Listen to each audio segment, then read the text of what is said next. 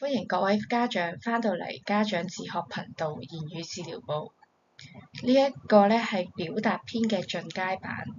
今日咧我哋會講一講點樣去提升家長嘅互動技巧同埋提示技巧嘅。今日嘅內容會分開4部分。首先咧，我哋會睇咗互動技巧嘅示範片段，然後我哋會討論喺互動裏邊有乜嘢要注意嘅地方。跟住我哋咧就會提供一啲提示技巧分類嘅介紹。最後咧，我哋就按翻呢啲提示技巧睇翻相應嘅示範短片。咁首先我哋先睇一段片段先。以下係有關親子互動技巧嘅教學短片。我哋每一日咧都會同子女去互動，但係我哋係咪真係懂得同佢哋互動呢？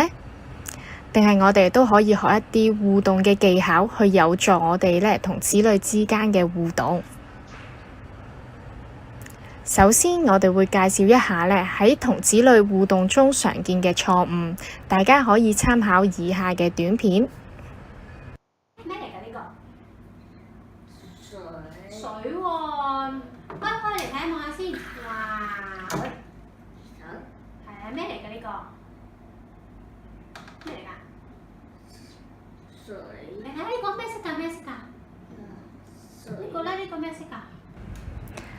不停提問學生問題，未有等候學生回應。請你食啊！請你食啊！洗嘢！洗蘿蔔！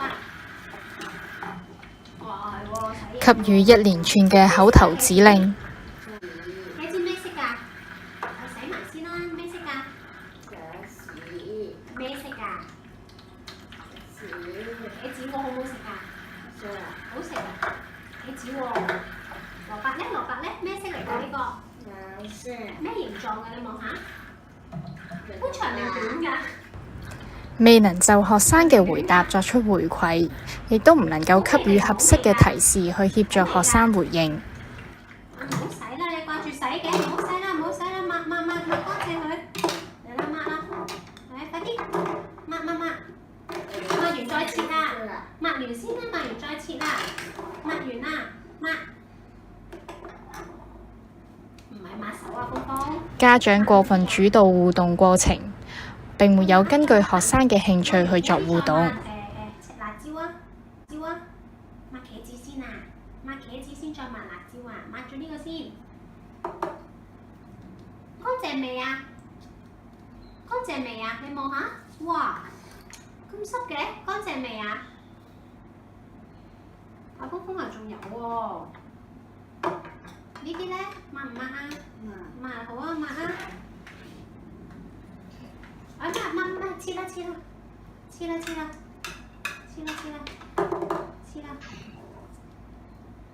茄子。呢個咧，切完蘿蔔再切辣椒啊！跟住請我食啊！給予嘅指令過於複雜，學生未能夠理解。睇完以上錯誤嘅示範，依家我哋就睇下一啲有助學生語文學習嘅互動技巧。喺同學生互動嘅時候，我哋俾嘅指令要明確同一致嘅，盡量每一次只係俾一個指令或者發問一條問題，並且我哋有時間等候去學生去作回應。喺同學生互動嘅時候，我哋應該使用學生能夠理解嘅語句，並且根據學生嘅興趣去同佢哋互動。當學生去俾回應我哋嘅時候，我哋都要即時俾返回饋學生，例如去話俾佢聽佢答得啱定唔啱，並且可以作出獎勵。喺同學生互動嘅時候，我哋盡量都要運用合適嘅語速，避免說話太快。咁跟住落嚟大家就可以睇下一個正確嘅示範短片啦。再洗好唔好啊？好啊，唔該你喎。好啦，我哋一齊望下先。哇！呢個咩嚟㗎？洗手。叻仔喎，係洗手盤喎。我哋望下點樣開佢先。哎呀，蘿蔔唔知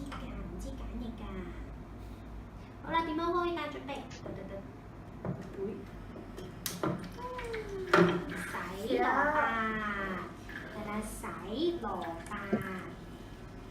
3個月，打開佢先。哎呀，跟住我哋仲有啲咩未洗啊？講先，會咩嚟㗎？蘿蔔。呢個唔係，呢個係茄子。跟住係啦，洗乜嘢而家？洗茄子。講好啲，茄子。哦，叻仔俾你茄子。幫個手洗啊！唔該你，夫婦。哎呦，唔緊要啦，好好快。我幫手洗到準備，對。打開佢呢度，2、3，哇！幫手洗乾淨佢先，捽下佢先。茄子，呢個係茄子。哎呀，洗乾淨。會。仲有喎呢度，夫婦睇下。哇！誒咩嚟㗎？辣椒。辣椒係啊，辣椒講多次，辣。望住姑娘，放呢度，辣椒。給予指令明確同一致，給予提示協助學生回應，亦都能夠給予學生即時嘅回饋，例如學生回答後得到玩具。咩嚟㗎？叻仔講得好，蘿蔔。濕晒陣間一齊抹咯。洗蘿蔔，老夫婦洗蘿蔔。洗完咯。好啦，我有啲嘢濕喎，快啲幫手先。哇！污糟係咪啊？哎呀！污糟，咁要做乜嘢啊？拎佢洗，冇錯，拎佢洗。洗乾淨佢先。互動時多作描述，減少提問，根據學生嘅興趣作互動，亦都盡量運用學生能夠理解嘅語句作回應。你要人睇佢？好啦，嚟咯！我哋請雞雞食嘢咯，請佢食乜嘢好咧？第一個先啦，食乜嘢好而家？茄子。叻仔，請佢食茄子先。哦，跌咗落去嘅。哦，你要接住佢個方嘅。出嚟，睇下先。呢個咩嚟㗎？食茄子。老公，茄子，教你接住佢。呢個係茄子。好嘢！食完飽飽啦，拜拜佢。好，你要食咩好啊？呢個食叻仔食蘿蔔好，好耶！每次只係給予一個指令或者發問一條問題，並且等候學生回應。喺學生回答正確嘅時候，可以給予合適嘅稱讚或者獎勵。叻仔食蘿蔔，希望各位家長能夠掌握以上介紹過嘅親子互動技巧，並且運用喺日常嘅生活裏邊，讓你哋同子女都有一個愉快嘅學習時間。多謝各位。咁啱先睇完呢個示範短片，我哋已經有個總結嘅時間。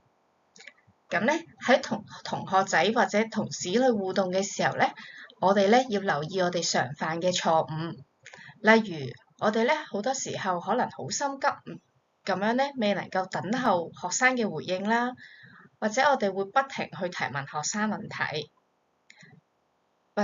我哋亦都會給予一連串過長嘅口頭提示啦。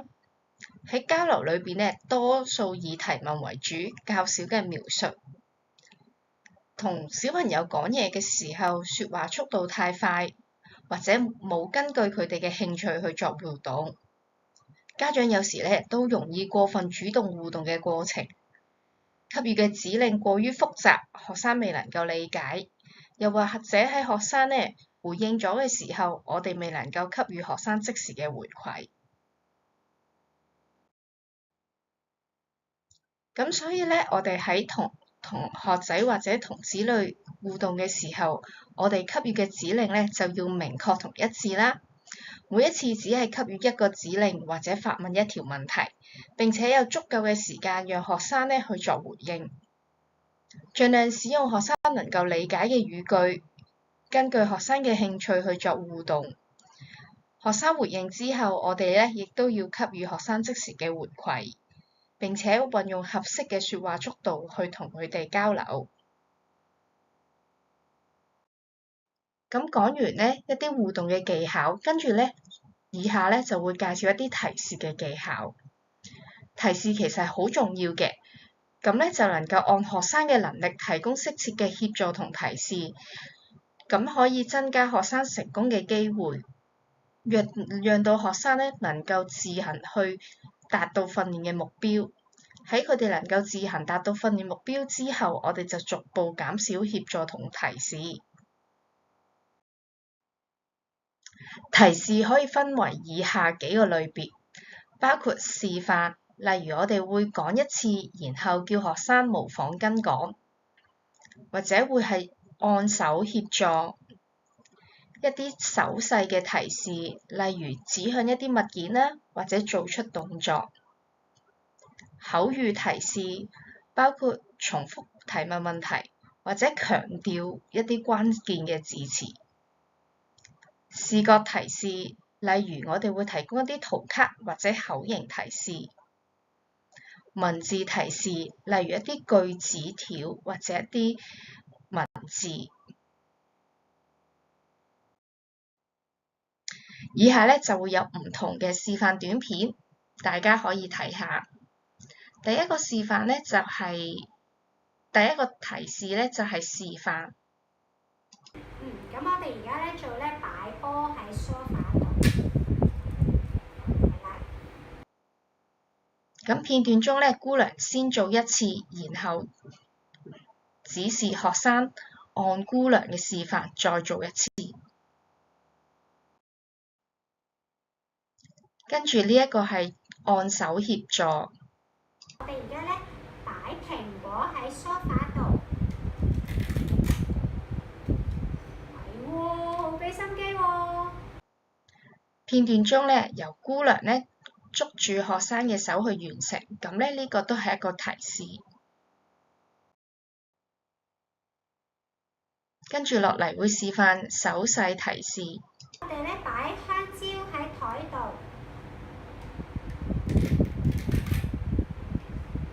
叻女做啱咗。咁片段中咧，姑娘咧用手指指向相應嘅物件作提示，咁呢個咧就係其中一款嘅手勢提示。跟住會示範口語提示。咁我哋而家擺香蕉喺台度，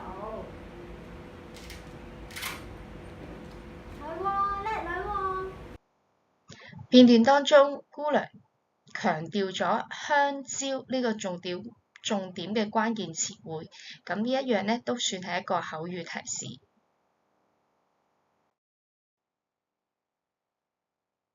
跟住示範嘅係視覺提示。我哋咧先同擺香蕉喺台度，